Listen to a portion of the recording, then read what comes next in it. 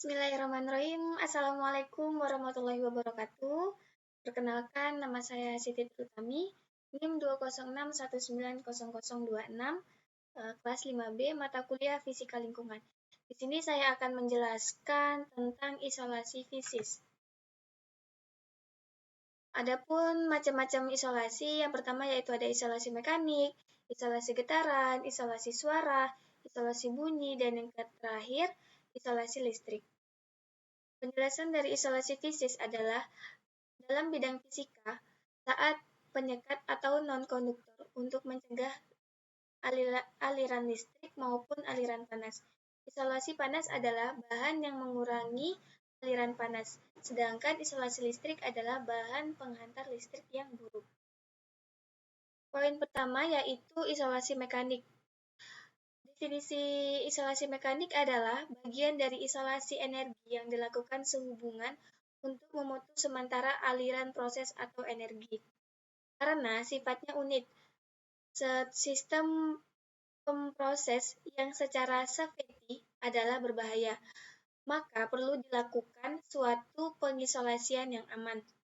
Pekerjaan yang membutuhkan isolasi mekanik adalah membutuhkan bagian tertentu dari fasilitas ataupun peralatan yang merupakan dari sistem hidrokarbon serta zat atau fluida yang mudah terbakar, bahan-bahan berbahaya, beracun, atau material yang bertekanan. Jenis-jenis isolasi mekanik yang pertama yaitu pemutusan dan penutupan secara fisik. Yang kedua ada line-rated, Spades, dan Spectral blinds. Yang ketiga yaitu ada katup ganda dua sisi dengan fan atau double valve isolation dengan fan atau double block and blades sama dengan DBB. Yang keempat yaitu ada kutub tunggal dan spat. Yang kelima itu ada kutub isolasi kembar. Yang keenam itu ada katup tunggal yang terbukti bisa menahan tekanan katup tunggal. Nah, poin yang kedua yaitu ada isolasi getaran. Isolasi getaran adalah memutus getaran-getaran yang berasal dari peralatan.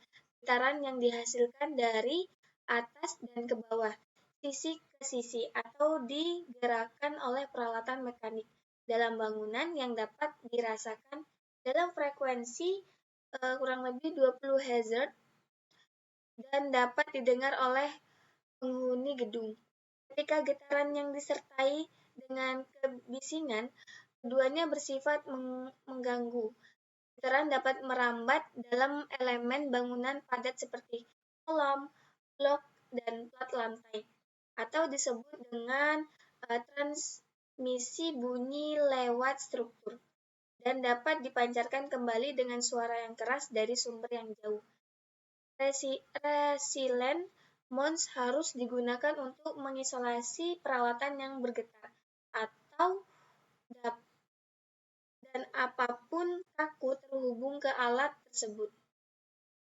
Dari struktur bangunan, jika memungkinkan, peralatan yang bergetar harus ditempatkan jauh dari pusat bentangan lantai untuk lokasi di dekat kolom atau dinding bantalan beban, yang dapat memberikan dukungan struktural yang lebih baik. Yang ketiga yaitu ada isolasi suara. Isolasi suara atau bisa disebut dengan peredam suara.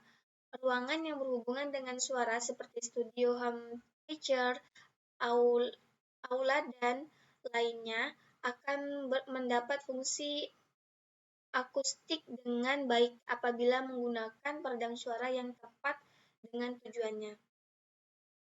Ini aja tujuan dari peredam suara, yaitu untuk mencegah mengurangi kebocoran suara dari satu ruangan ke ruangan lainnya. Definisi teknisnya ialah bahan yang dapat menginsulasi perpindahan suara. Contohnya material peredam insulasi suara adalah cord main resin, cord pine. Karakteristik material peredam isolasi suara adalah berat, semakin berat material semakin berat pula nilai peredamnya. Yang kedua itu tidak berpori, semakin rapat materialnya berarti semakin baik nilai peredamnya. Yang ketiga itu ada permukaan keras. Semakin keras permukaan materialnya, dia akan semakin baik nilai peredamnya. Dan yang terakhir ada viscolatic, yaitu dapat meredam getaran semakin baik dalam menahan radaman, makin baik nilai peredamnya. Yang keempat itu ada isolasi bunyi, memiliki dua definisi secara fisik, yaitu menyimpan tekanan pergeseran partikel dalam medium elastik seperti udara atau bunyi objektif, dan secara fisiologis yaitu sensasi pendengaran yang disebabkan oleh penyimpanan fisik atau bunyi subjektif. Yang kelima itu ada isolasi listrik. Pengertian isolasi listrik dalam fisika adalah bahan yang tidak bisa mengantarkan panas dengan baik. Dalam ilmu kelistrikan, bahan memiliki pengertian yang berbeda-beda. Selanjutnya, bahan listrik menjelaskan pengertian isolator adalah bahan yang tidak dapat menghantarkan arus listrik dengan baik. Lawan dari bahan jenis adalah konduktor. Bahan ini sulit disebabkan oleh struktur atom. Oke teman-teman, mungkin cukup sekian penjelasan dari saya. Kurang lebihnya saya mohon maaf. Wassalamualaikum warahmatullahi wabarakatuh.